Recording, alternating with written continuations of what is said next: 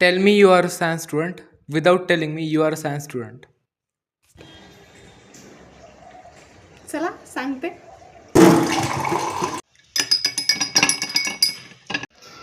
दीदी सरबत. सरबत नाही रे, द्रावण.